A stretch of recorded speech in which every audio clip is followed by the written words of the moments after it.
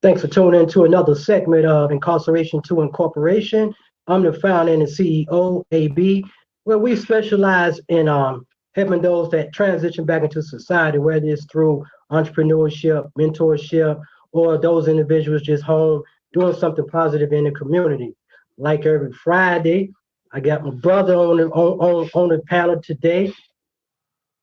Hello, America. He's the founder and the CEO of All Things Relevant Media.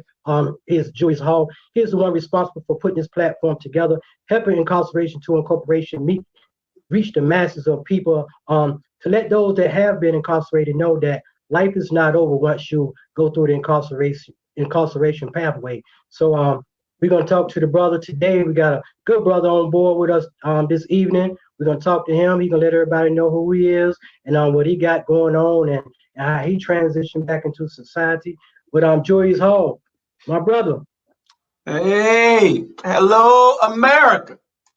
Hey, look, man, we got another good segment today, man. We got a topic, man, that's very interesting. This brother coming on got a story to tell. It was an honor for me to meet him, man, in the federal prison in Atlanta. And man, hey,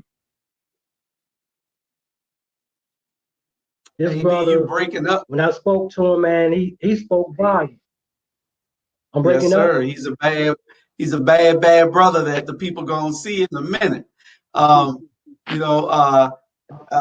We got all our shows coming on here. We're gonna try to make sure that on this platform that all the news and entertainment and political news, any type of information that we need to get out gets out from this platform. And it's for us, and it's by us, and it's by us, and it's for us. So we want everybody to tune in, like, and share all of our episodes. If you know somebody that isn't on the platform, invite them to come on over and follow, like, and share this platform, All Things Relevant Media. You can also get us on YouTube at ATR Black Media Network.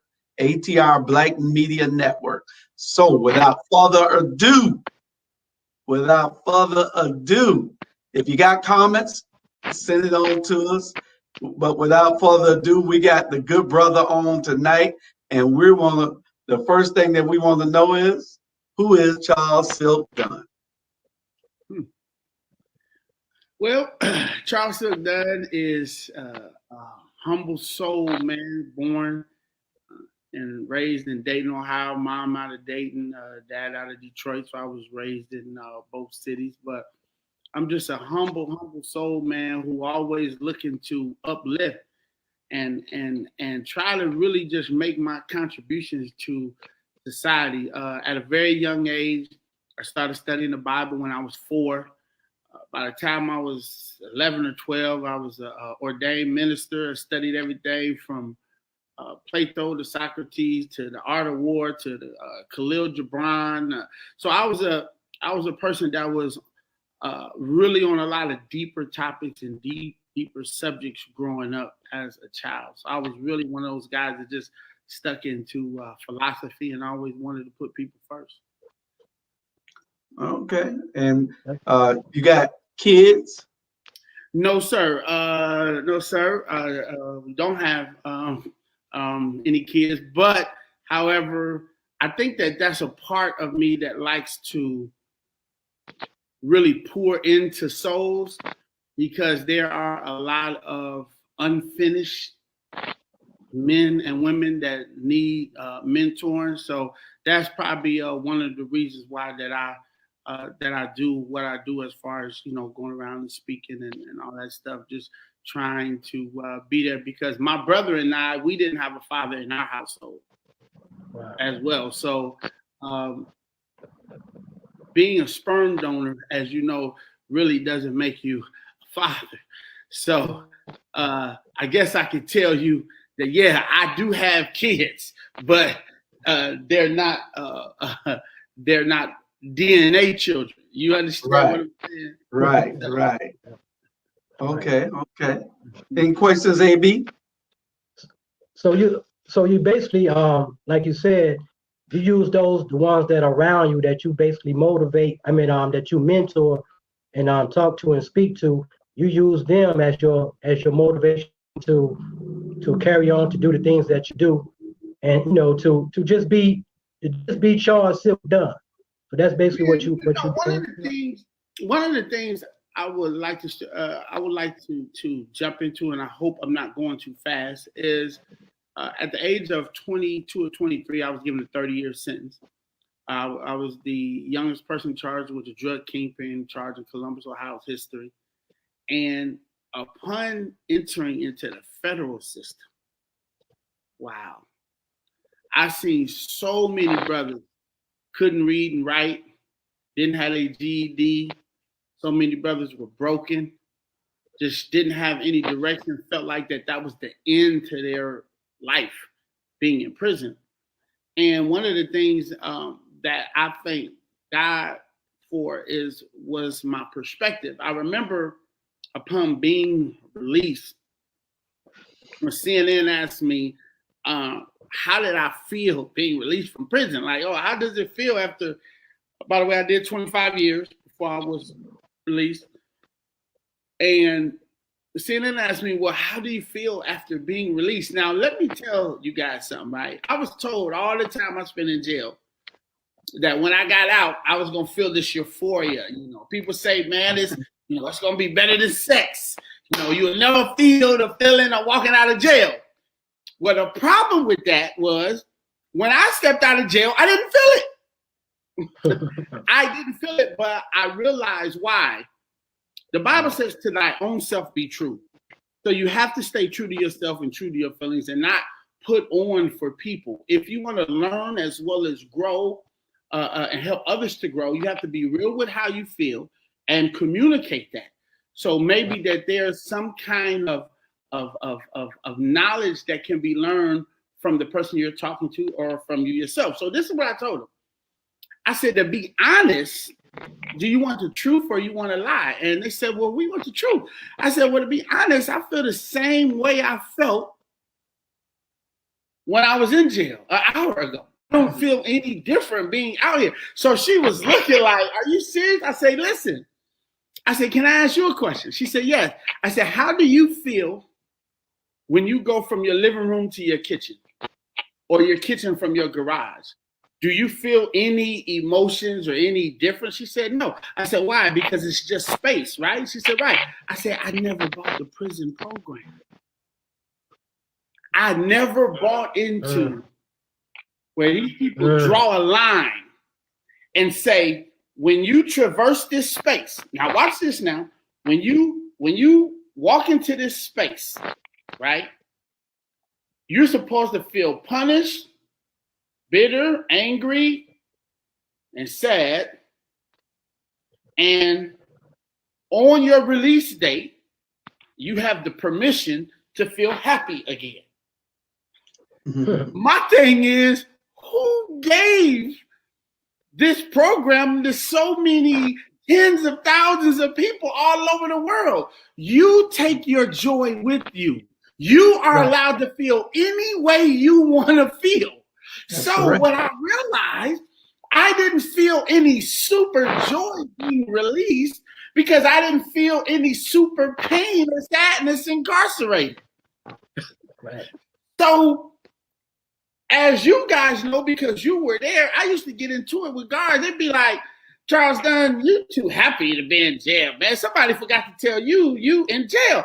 No, you sound sad and mad because you are a guard. Like when you grew up as a child, you didn't say to yourself, you want to be a correctional officer and look at naked men for the rest of your life. Don't try to traverse your emotions on how you feel on me because I'm happy. I'm satisfied. Who says, and think about this. You have to be in a location, right? You're sent to a location as punishment, not for punishment. It's a location. So I'm gonna give you the example I gave the lady. Let's take Taco Bell off of there and put McDonald's. let's take the logo off of McDonald's, right? And let's put federal prison camp. It's in the same place. The only thing that's changed is the labels and the emotional programming that we're going to enter into that facility with. If it's McDonald's, I'm thinking fish sandwich and fries. If it's Taco Bell, I'm thinking Nacho Del Grande. You know, I think in essence, what happened was you did the time. You didn't let the time do you. Ooh-wee! That's what happened. That's exactly what happened. Yeah. So when I got there, Hall, you know, that's when I started creating all those classes and bridging the gap and self-help groups. And because I was like, man, who told you had to feel that way? Okay, you got a certain length of time, but own your moments. When you own your moments, you own your opponents. That's correct. People say all the time, oh, you broke my heart. The problem is, AB, we give away too much power to people. Nobody can hurt your feelings. You choose to be hurt based upon this feeling. Nobody can make you feel sad. You chose to feel sad. So one of the things that I learned about being in prison is create your own joy. And what brought me joy was working with Tug and coming fellowshipping with the guys on landscape, teaching the mentor groups and the classes. And that's really how I got into motivational speaking, because so many people, if you use prison as a test marketing field, when you got all these people from all over the country saying, hey, man, that guy is heavy, man. That dude, Charles Silk Dunn, man, that brother's deep. Now, I wasn't really kind of on speaking when I went to prison, but after you got so many great men like your ABs and your Halls and all the men you meet from all across the country saying, bro, man, you get around Brother Silk, boy, you just feel so inspired, man, and so loved, man. You just be like, wow. So how can the world, AB, tell me, right, that I'm not this powerful motivational speaker when people that are in the worst condition on the planet, as far as when it comes to your privileges being stripped from you, is telling you that they feel empowered, encouraged, and unleashed being around you? That's correct. You're absolutely right. You're absolutely right. Let me say this. I know when I used to see you on the yard, as we call it or whatever, it's funny that I listened to what you're saying and I saw all of that. I saw that you had all that in you coming in to the prison, that, like you said, you wasn't gonna let that fear, you wasn't gonna let that hate or that madness or whatever get the best of you while you was there. You know what I mean? And I saw that, and I saw how you used that, and you put that in the people that were around you, that you talked to. And like you said, even the officers noticed it. The officers noticed, like, this brother here coming in, he ain't following the protocol. He didn't drink. Hey, AB, it's like Duncan and them was saying he didn't drink the Kool-Aid. Like, They thought that you were supposed to be sane. Drink the Kool-Aid. Yeah. And it was a different type of mentality, because we fed off of each other. We fed off of each other's spirit, off of each other's motivation, the passion that we had to say that we're going to do something right and get out of this and do something better with our lives. This inspired all of us, and I have to tell you, I took many of your classes, and it was a joy, because the way that you taught was great. You inspired us to want to do good, to want to be. You were the only person I saw that they were coming into the prison to get out, to go outside to speak. It was crazy. I said, this guy, the warden and somebody that was there saw it and said, hey, this guy, he got a message you need to tell people on the outside. They used to come into prison get this man, take him and speak to people on the outside. Sure did. Right, Sure did. right. Awesome. I remember one time, Silk, I don't know if you remember, but you had came to me and told me, actually you showed me part of the paperwork of some of those programs that you was working on. And you said, AB, I got a $1 billion program, I got a $1 billion idea. And if it's God's will, it's gonna fold. It's gonna happen. It's gonna happen. No, go on. Go ahead. No, go ahead, sir. I'm gonna show you how environmental influences, man, can hurt or help us. So let me share this with you.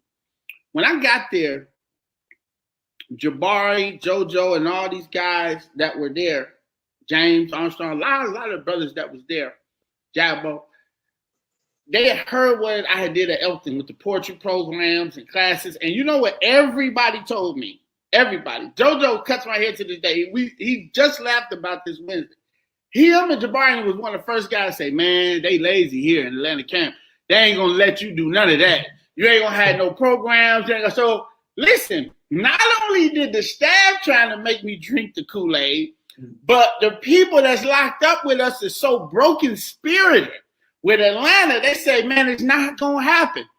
And then JoJo said to me, he said, man, I don't know how it happened. He said, man, and it was like in 3 months, we was getting out after count to go to the movie night, Silk ball movie night. We had poetry slams. He was like, man, how did the brother do that? And that's why the title of my book, and I don't want to jump ahead, is I Will Not Be Denied.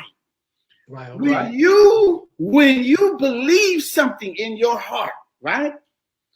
When you believe it, AB, the universe has no choice but to conspire to bring those elements to you. It has no choice but to bring all the tools. So the no's that the correctional officers, that the compound or that the laziness of those officers wanted to have was not bigger than my yes.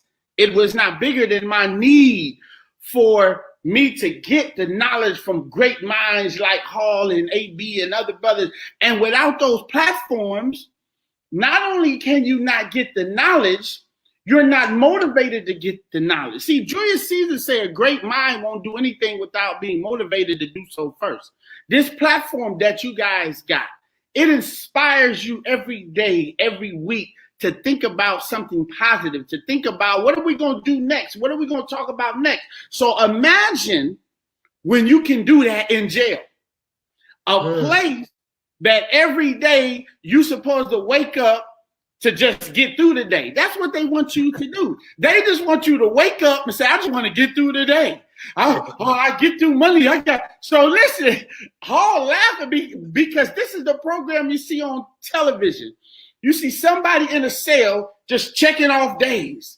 There's no meaning to the motion. Now, A, B, you're not concerned about the process. You're just concerned about the destination. Well, let me tell you something about the philosophical views about the destination. When the process no longer has progress, you will get to the destination and there's nothing there. That's why so many people go home and not ready to go home.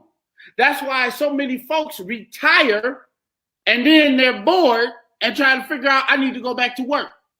That's why so many people get in a rush. I can't wait to get married. And then they get married. Then they say, oh, we need a baby. Then they get a baby. They say, oh, we need a dog. Then they get a dog. Now we need a house. And then after they get all the trinkets, now comes the divorce. Because you have to embrace the process. When you get everything out of the process, as you're going through the process, when you get to the destination, you're ready for it. You're ready That's for right. it. That's right. That's right. Just like what this shirt say, pain is temporary. Ooh, that's it. Victory is forever. Victory is forever. We had victory because we knew what we were going to do once we were released. We knew that it wasn't no jail that could hold us, you know? So, you know, we knew that our pain was temporary. but the victory that we had inside of us was forever. I'm gonna tell you something why that's so true. People don't realize you're fighting two fights. They said physically you had to change locations, right? You changed locations, but you surrendered your joy because of the location. See, you ain't supposed to give them that. You giving them too much. Giving them too much. You're right. That's right. That's right. You done double sentenced yourself. They done sentenced you, and then you turned around and sentenced yourself. You don't put another burden on your back. That's right. That's right. You don't put another burden. Now we know when hope, enthusiasm, encouragement is on the scene, anything is possible. People lose their hope, they have no enthusiasm, and they let people steal the encouragement. They're discouraged. Right. So now, and then they're always reminiscing on the past. Man, I had 2 Mercedes, 3 Cadillacs, 2 girls, 2 houses, and then they bring the photo album out, right? Yeah, and yeah. They want to show you all the things they had in the past, like if that's gonna make the medicine of where they at any better.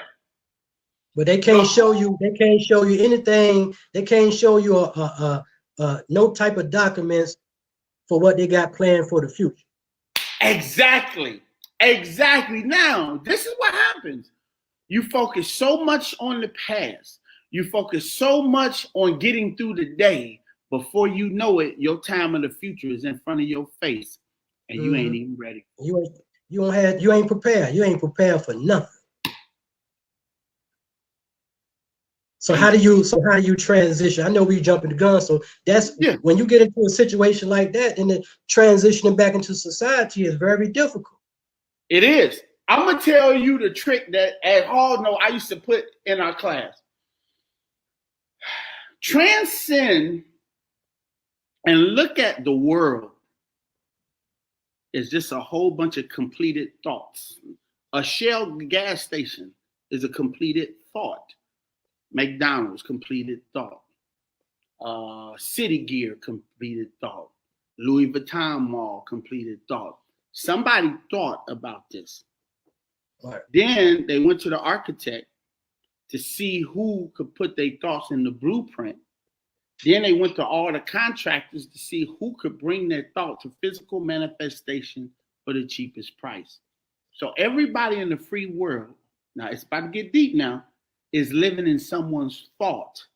Now, when you have employees and it's open for business, it's a whirlwind of thought. So everything in McDonald's, from the brand to the marketing to the advertising to the customer service, is about the thought of who created that. That's correct. So while you in jail, this is the trick, AB, this is what I did. While you in jail, if you wait to be released to figure out which direction you're going, the halfway house is going to make you get in somebody's thought because they want you to be in somebody's job. So you got to get caught up in somebody's thought immediately. So the key to being successful is and listen to the words carefully, you have to spin your whirlwind of thought in the free world while incarcerated. Exactly. You have to already spin it so everything is waiting for you. You're not going home to figure out which way you're going. You already set into motion. So guess what? The minute you stepping into your own world. Your own thoughts. That's right. You got to. And that's a interesting thought, because what it says is that you plan. And you plan every day. You organize and you plan. You organize and you plan. They go Dre Richardson saying, "Hey, my brother, what's up, little Dre? What up, Dre? Dre, what up?" Yeah. So we planning is what they call it. Proper preparation beats poor performance, Mhm. you know, Yeah. PPPs or PPPs. Yeah. Yeah. And your classes were so motivational to so many people. You know, we got so much out of it. And people wondering why we walking around there happy because you weren't gonna steal my joy. That's You all weren't, I'm. you That's Right. all I'm Right. saying. You so can't have that. yeah, I'm You going can't to have let that. you think that you defeated me. No, nothing defeats me but death. And then death won't defeat me if I live my life right. You know? So Man, you know, it's so many times officers used to say, Charles Dunn, man, why are you so happy? And, you know, so I wouldn't get into a back and forth. I would be like, sir, they don't get to have that joy, man. That I only got to be here. I say, locked up is a state of mind. You got more people incarcerated in their mind to drugs and pills and alcohol and all that on the street, to sex and everything else, than you got people that's physically incarcerated. Incarceration is a state of mind. And the only way to be successful out here, you have to liberate yourself, free yourself first before your physical is free. Right. If Right. you Hey, liberate, tell us about what you got with that. You created it. That's interesting, man. I'm ready to hear about that myself. so let me tell you, man, what happened. I was in Elton federal facility at the time. This before I came to Atlanta. I remember clearly. I got out of so I wrote it in 2006. So in 2005, I was sitting on my bunk, sitting on my bed in Elton. And I heard one guy say, hey man, what they got for child? Somebody else, oh man, you know it's probably same old trash, some bull. Then 2 minutes later, I heard say, hey man, what they watching in the big television room? This is a different guy. He's like, man, you already know they're watching the same trash, man. They ain't watching nothing good. So I'm listening to all this negative energy, right? Then I heard somebody from the front of the door said, man, it's counselor so-and-so there. And he said, man, what you looking for him for? He ain't gonna do nothing but tell you a bunch of lies. So listen, right? So then, an hour later, they say, child. And everybody said, hey, man, I ain't going all the way over there for nothing. Somebody know what they got? Somebody said, man, the same old trash. You know they ain't got nothing in the child, some garbage. I said, wow. So listen now. I go get on the phone. I said, man, I got to call somebody and just shake this negative off. I call out there to the world, and they complaining about bills and all this stuff. Bro, I got off the phone and sat on my bunk. And like 4 a.m, I know this don't sound crazy, man. God woke me up. Might have been like 2 or 3 a.m. and said, listen, go tell the world you created it. Stop praying to me for the power that you have, the things to change. wow. Stop complaining about your life, because you are the creators that create the thought that creates the things. Bro, it took me 6 months. I worked on that poem every day. And what I did now, I could have sat down and just wrote a poem in an hour, 30 minutes. No. The same way the organic people around me stimulated me, right, to want to say something or do something, right? I said I wanted the universe to write the poem. And listen to me, brother.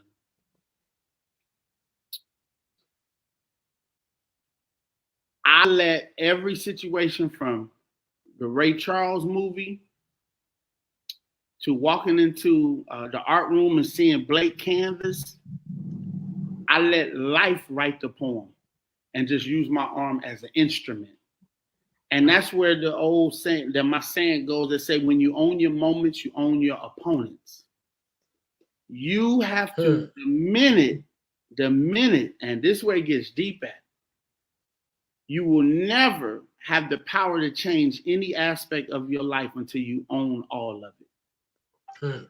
You have to own all of it. Stop saying somebody broke your heart, the white man put you in jail, The government done took your money. Listen, we are not helpless spectators to what's happening in our lives. We are powerful initiators. We are the projection. The universe is the reflection. And I tell people all the time, if you want to change some of your relationships, you need to change the way you think. You need to change the way you feel. You need to change the way you act, because the people that are coming into your life are not coming in to make you a victim. They are in your life, and the universe is telling you about the relationship you're having with yourself.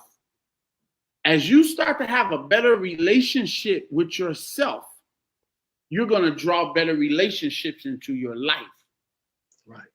Right. You have to forgive yourself for things you did or didn't do right. You have to forgive others. You have to heal. And you have to seek to understand a more positive perspective. So You Created It is a poem that I wrote. And listen, I had no idea it was going to take people by storm like that. Bro, I wrote the poem. The wardens, captains, it's about 700 prisoners sat in the auditorium in Elton. Brother, when I performed that poem, man, everybody was like this. Everybody's jaws was dropped. Everybody was like, whoa. That was the deepest poem I've ever heard. You know, you don't want to give it to us tonight, do you? I can. Bro, I got that poem off the top of my head, man. That thing is in my soul. AB, you want to hear it? Let the world hear it. Hey, look, he created it. Let us hear it. My man. Okay. So when I'm performing it, right, what I usually do, I hold up my fist and I tell the audience, right, because I want them to get involved, because I want them to realize where I'm going. I say, when I hold up my fist, I want everybody in the audience to say, you created this. I hold up my fist and say, you created it. I say, oh, man, y'all can do a little louder than that.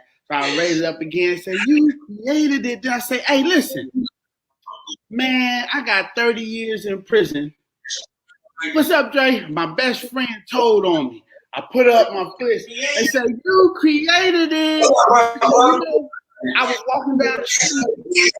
And this lady was saying she didn't have no money for her house.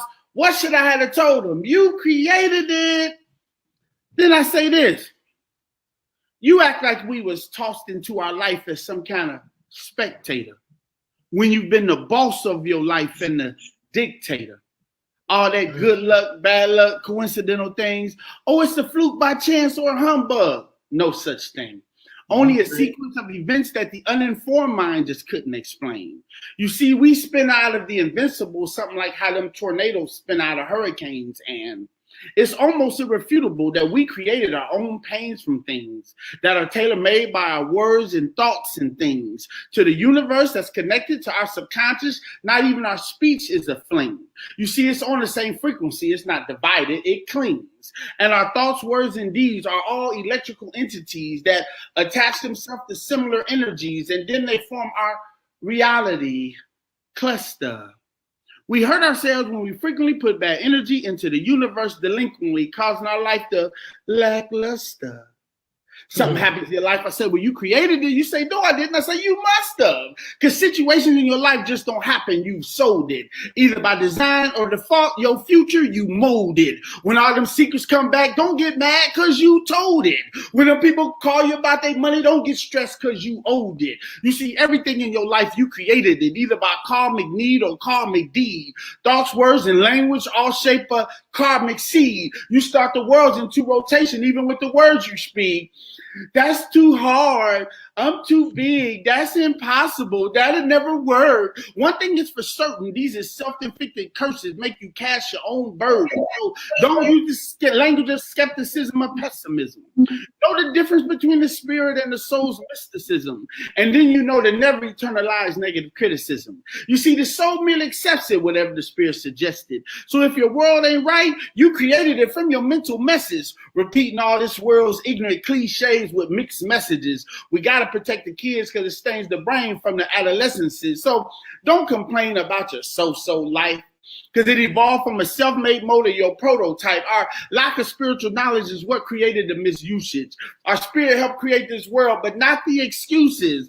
In life, you don't get what you hope for, what you wish for, what you dream, unless you incorporate the things you do and what you believe. Because success is formed when words, action, thoughts, and beliefs convene. Because energy is in everything, but it's scattered. And it flows through our 7 chakras, and it picks up our own individual energy pattern. And that's how your life is fashion. So if you the kind of like talking about people behind their back, or if you just the negative type, you better be careful, because you're shaping and scoping and molding the details of your life.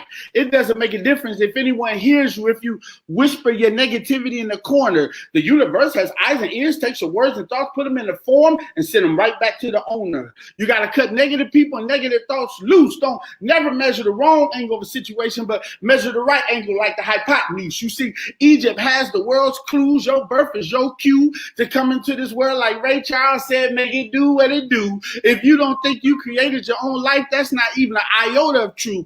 Our prayers and meditations and discipline and dedications is essential to maximize our human potential and get away from mediocre use. And how well do you manage your food? That creates the excess weight and disease that contributes to your moods. You better be careful today, because right now you're painting a world that tomorrow you're going to walk into. You see, the world was a blank canvas with the Rembrandts and the Van Goghs, the Leonardo da Vinci's and the Picassos. Our thoughts, words, and deeds is the paintbrush we dipped into the paint of the cosmos. We even created music with the 7 to 12 musical notes. The rhythm attracts and repels the spirits that our life invoke, because bad energy will find a life to possess like a virus finds a host. You see, life doesn't just fail, it's provoked. So you created it, your sovereignty or your poverty, but everyone wants riches, but they lack generosity, and true wealth comes from treating people properly.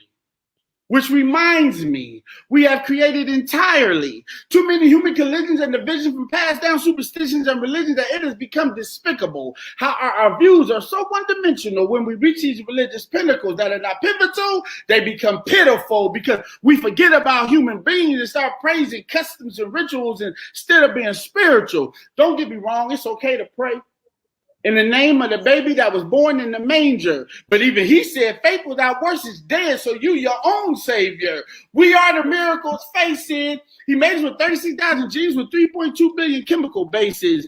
And you still run around here blaming your failures in other races. Try blaming your failures in all them aimless conversations and not taking in the proper information and too caught up with and all them physical sensations, and behind every dollar you make and every outfit you buy, you know what it's for, to attract the bait for sexual gratification. We missed it. We have to fix it. We too disconnected from our spirit. When our inner voice inside us try to guide us and teach us, we so detached and confused that you can't even hear it. All the destruction, chaos, and conflicts in the world, and yet still, it all evolved from our free will. So don't blame others for your life as your creation. Have the courage to go beyond book sense and your frustrations. And just maybe you'll understand why Einstein said he would trade in this whole world intelligence for imagination. Because this whole world is nothing but the physical manifestations of all of our imaginations. So if you don't like your life, just change it, because you created it. Hey, bro. Awesome. Hey, bro. Hey. Hey, ho. Hey, ho. Hey, ho. Okay, when you ask me, great. Hey, ho, when you ask me, can he do the poem? I forgot how long-winded he is. Yeah. Hey, I don't see how you able to memorize that, but then again, hey, you created it. You know what I mean? So unmute yourself, Drake. Unmute yourself, Drake, if you hear me. Hey, Silk, man, that was I had Dre muted because he was bleeding in while you were going. His mic was bleeding in. But you know, and I'm gonna tell the story about that. That's when I first met you, right? And you said you gave that rendition of that poem, and I said, "Who the hell is this guy here?" And it made me go back and think. You know, I was always that positive thinker, but it made me go back and think again. And I said, I got to know this guy here. I said, this is a bad dude right here, you know. And it just it motivated me. I'm gonna tell you, it really did. It motivated me to understand that whatever I do in life, I created it through God's will. I created. He gave me that ability to create it, and that's what I was doing, and that's what I do now today. People don't understand things that we do because they can't even get into the mind. It's on a different level. Ooh. And when I tell people, they tell me to slow down. I can't slow down. I can't. No, catch up. I can't slow down. I love it. I love it. You know what I'm saying? I love it. I can't. It ain't nothing slow in me. I can't go slow. You know? Dre, you still got your mic muted. Hey, can y'all hear me? Yep, yes, I can hear you, but I can't see you, but I can hear you. Yeah. Something happened in the whole area over here. The lights just went out over here, man. Oh, okay. Oh. That might be that thunderstorm that's coming through that way. Damn, man. The hell? I can't. Dre ain't underneath, but I'm gonna tell you, Silk, that was powerful. It's a powerful speech. What I need to really get with you so I can videotape it, because it's something that I want to play to my kid, my mentoring group that I got also. I want to be able to believe this. It's on YouTube. Yeah. Put in Charles Silk Dunn on YouTube. It has you created it, the spoken word. Yeah. It has you created a video that got the kids in it from the school. And you was at the school one time when you had the $100 bill. Yeah, Chapel Hill. Yup, I was in front of 1,000 kids that day. Yeah. Yup. Yes, sir.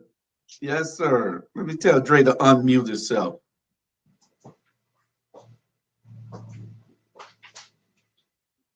AB, are you still there? You can't go out and fix that electrical stuff now. Don't try to climb that pole. For real, right? Hey, yo, give me a second, man. I got to go up front. And I ain't got no electrical box. I ain't about to touch that. I work in landscape. I ain't working electrical. Hey, I work landscape. Hey, I work landscape. I work for Blake, which Blake was the, I ain't gonna say Blake was the best employer I had, but Blake was a good employee to me. Wow. But hey, Blake won't like that for everybody though. Dude, can you hear me? Yeah, I can hear you now. I was trying to unmute you, but I couldn't, and now you just did. Okay. Yeah, I had you muted earlier because it was bleeding in while he was doing the poem. What's up, Dre? How the brother? What's up, Dre Day? What's up, bro? Man, everything peaceful. Everything peaceful down in Hey, Daytona. how the brother? Hey, I see you doing. You still can do that. You still can do that poem in your sleep. Yeah, hey, man. Like AB said, man. God poured that thing through my soul, man. So I will never forget that poem, man. Never. You know what I mean? And oftentimes when I go for speaking engagements, people often ask me to do it. Yeah, it is a powerful poem that people need to really just sit back and listen to the words. Yes. You know, my wife says Spitfire, he's awesome. Thank you. You met my wife yet? I got nope, I haven't had a chance to. I haven't had the privilege of meeting her yet. Yeah, we'll be in Atlanta on Sunday. She got to come up there and tour school up there or something. Okay. We'll be there Sunday. Yeah, please call me. I'll definitely be in town. Yeah, there's a lot of. Hey, I'm still here, but I'm trying to work on some things. But I'm gonna have to change locations. My wife told me put some music on. Them young cats don't have nothing on you. Thank you. Thank you. Yeah, man. Oh, That's yeah. my spoken word piece, man. Melinda said, wow. Yeah. This is a bad brother. Y'all ain't seen nothing. That ain't nothing. Just go on YouTube and search him. He has a bunch of positive things. He lectures to people all over the world. So he's a powerful brother. This is where we get y'all be wondering where we get our inspiration. We fed off of each other. That's right, brother. That's right. And it was always a positive thing when I saw him doing so well and articulating the message so well, and it inspired other people, myself included, to want to say, we can do better with our lives. We're not going to let you define who I am. I will define who I am, and it's powerful. I'm going to tell you something. I used to get y'all in our class the analogy. For those who've never heard this before, you got the carrot, the egg, and the coffee bean. And when the carrot goes into hot water, right, it goes from being hard to being soft and malleable. When the egg goes into hot water, if it stays in there, it'll become a hard-boiled egg, hard on the inside. But when the coffee beans face the same condition as the egg and the carrot, the coffee bean actually transforms the water into coffee. And that's what we have to be in an environment. We have to be the transforming element. We have to transform the element through the grace of God and his mercy. He allowed me to have an input on transforming an environment, a state of mind, into something else. You know what I mean? So at the end of the day, it has to say life is about a whole bunch of tug of wars, and you have to say, what are you going to cave into? What are you going to allow to make you become subservient to it? And to me, nobody wants to be in prison, but I tell people anything that lay down, stay down. And have you ever seen a ball stop rolling halfway down a hill? The answer to that is no. You know why? Because the momentum you create in your life becomes bigger than your life itself. That's right. So if you just think, if I would have did 24, 25 years in prison, waiting for somebody to make me happy. So you mean to tell me I'm supposed to go in jail January 1992, and I'm supposed to wait for somebody to give me permission again to be happy? I'm supposed to do 30 years in jail without being happy? No. We are the creators that creates the thought, that creates the thing. And what I found out is when you go into something with unrelenting faith, when you believe in whatever's inside your heart, you will see that belief, it transforms people. It got to the point where people are going to give you favor based upon the fact that you're moving different. You're talking different. You're acting different. They like, damn, the Kool-Aid ain't working on him. Yeah.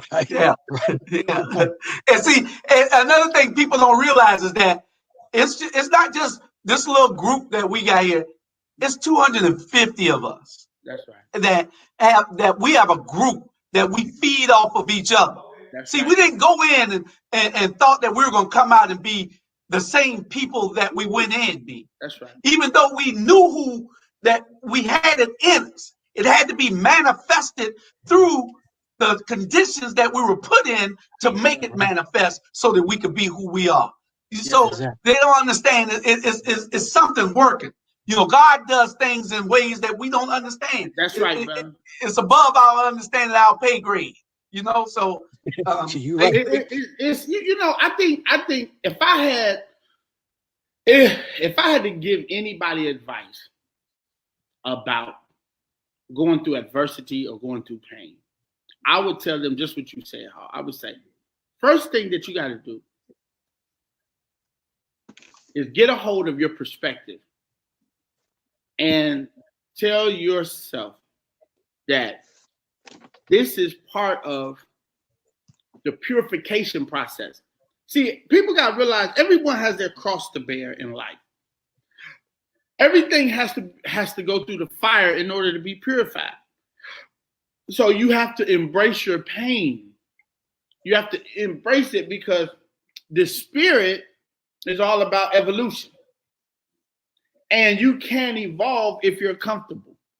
I have a lecture that when I walk into an auditorium, I say, "How's everybody doing?" Everybody say, "Fine." I say, "Is everybody comfortable?" They say, "Yeah." I say, "I'm gonna ask y'all again, is everybody comfortable?" And they say, "Yeah." I say, "Now tell me, what in the hell can you accomplish from that position?"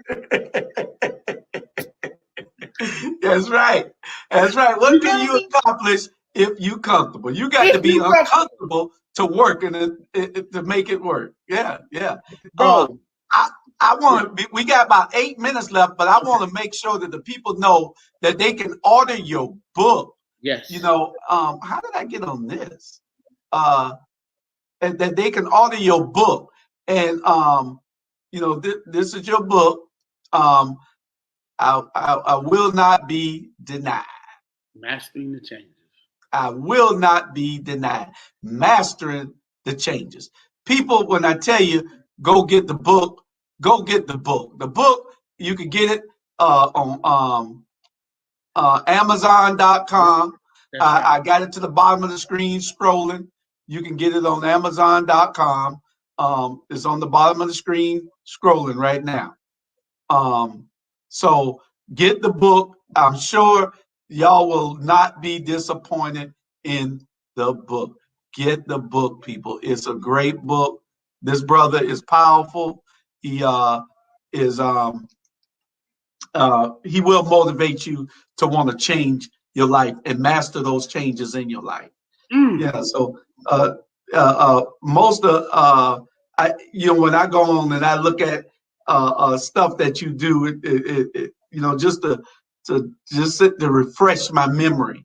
You know, I hadn't heard the poem in a while, but I know that you were, and it just brought back so much memories of when I first heard it.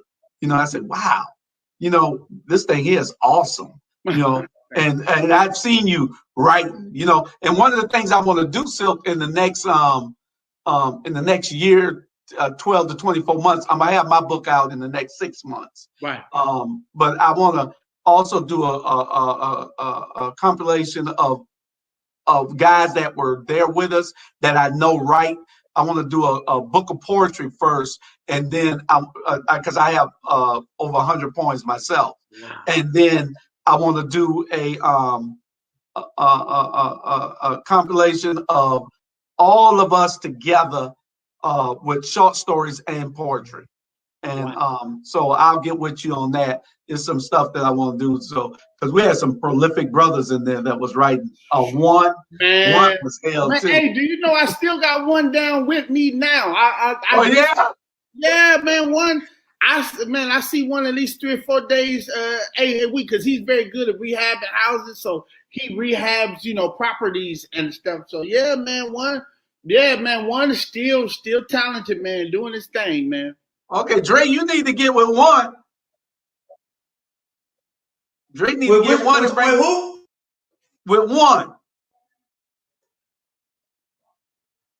You don't remember one used to write all the poetry and everything, lived up front? Used to come through selling the cookies and pies. He worked in the kitchen. He used to sell all the banana puddings and all that kind of stuff. You know one if you see. Okay, do sell. You know one if you see. What was one's real name? Reginald Merritt. Merritt. Reginald Merritt. Yep. One is bad. Man, he bad boy, man. One is bad. One is a bad boy. What he do in the houses? Huh? What he do in the houses? Yes. He doing the houses? One actually manages some of my properties now. Like Like anything go wrong, he goes in and makes sure, you know, from plumbing to electrical work to like, you know, one is a very good handyman, man. He definitely take care of his business, bro. Yeah, Definitely. But got it's to link up on that. huh? We got to link up on that. Yeah, man. Be sure to call me and I can give you the number stuff. You still down in Miami, right? I mean, you still in Florida, right? Yeah, Daytona. Okay, cool. Yep. Yeah, so it's one is definitely talented, man. I'm definitely on the entrepreneur skills and Hall. I got to see you some of my stuff. Yeah, man, it's so important for us to fellowship because we all come from that. We all come from that gutter, and you know what I try to tell people, Hall, about what you said. That and I hope this don't sound too arrogant to your viewers because you know I'm a very humble person. But when people come home from prison, it's important that you don't come out begging and asking. Meaning, a lot of folks come out like, man, will somebody please give me a job? I did 20 years. Will somebody, you know, do this? And I'm not saying you have to have the mentality that when you come home, you are an asset. You are an asset. I'm asking you for opportunity to show you that I'm going to enhance your business. When I go to speak, they like, well, why should I get you to speak? I said, well, if you care about increasing your sales, if you care about the camaraderie of your coworkers, if you care about managing skills, if you care about increasing your bottom line, then you know that it's going to start with the body of your employees. So I'm just asking you for the opportunity to help you. I'm asking you to show you because I know what I bring to the table. I'm going to inspire and motivate your employees to want to come and earn you more money. Do you instead of coming out, and that is the problem when we come out of jail. So many people are broken spirited, and I know we got to go all, but so many folks are broken spirited. They feel like they have nothing to offer the world. That is true. Wow. That is true. We lost AB somewhere. I don't know. He going through some electrical problems out there. He said the whole area went out in Wilson. So we'll get back with him. But Sil, we got to get you on again so we can finish up everything. You know, we have an hour. We try to make sure our shows stay in those parameters. If it's a 2-hour show, we have a 2-hour show. But I got to get you on some of the other things with me so you could talk. We developing other programs later on and before the summer that I know you'll be of some help with the motivational speaking stuff that we'll be doing and the poetry, everything. Man, thank you, Hall. Yeah. Thank you for reaching out, brother. You already know you have always been the guy to get us to the next level, man. Thank you, man. You and AB, man, for thinking about reaching out to me, getting me on the show. Dre, thank you, man, for all y'all, because y'all didn't have to think about me, man. I appreciate and support you, brothers, man. I love y'all out of my heart, bro. Okay, make sure you go out and get the book, people. Go ahead, Dre. I would not be denied. You got chapters inside that book that's mean now. That's right. Go out and get the book. I will not be denied. And it's scrolling to the bottom of the screen on how to get in touch with this young man. If you need him to come out and he's a motivational speaker now. So it do cost to get him because they calling all the way across. If y'all look on this page, he's all the way out. They calling him all over the country, from California to New York to Texas to Chicago. Brazil. They're calling this man, asking him to speak. But I will tell y'all this: do you have it on audio? If they contact me because of your show, I will show them super love, brother. If they say they contact me from there, I promise you I'll show them super love. All right, y'all heard it. He's gonna show you super love. Dre says it's an audio book. Yes, I just put the audiobook. The audiobook is not out yet, but I did do one. It ought to be out coming up soon. But I'm about to drop a second book too. But I would not be denied is the hard print that's in copies. I mean that's on Amazon. Okay. All right. Thank you, bro. Silk. I sent you some of my work. All right, we love you, brother, and I'll give you a call and get with you. I'll give both of y'all a call this week. We had a couple of comments. I'm gonna see whether I can get to them before. My wife said your words are most definitely smooth as silk. Thank you, sis. Appreciate that. Yeah. So we are very enlightening show. Thanks for sharing. We appreciate you for coming, Dre. Thank you for stopping in. We'll call and check on AB and make sure you got the lights on down there in Charlotte, North Carolina. That people don't understand. We got a network where we're all over the country. We have AB in North Carolina, Dre down in Daytona. I'm here in Savannah, Georgia, and you in Atlanta, Georgia. So we're everywhere every week. So it's all over the country. There's no telling where one of us might be that's going to be on this show. But I appreciate you guys. I love you. And we'll catch you later on. All right. Love. Peace, y'all. All right.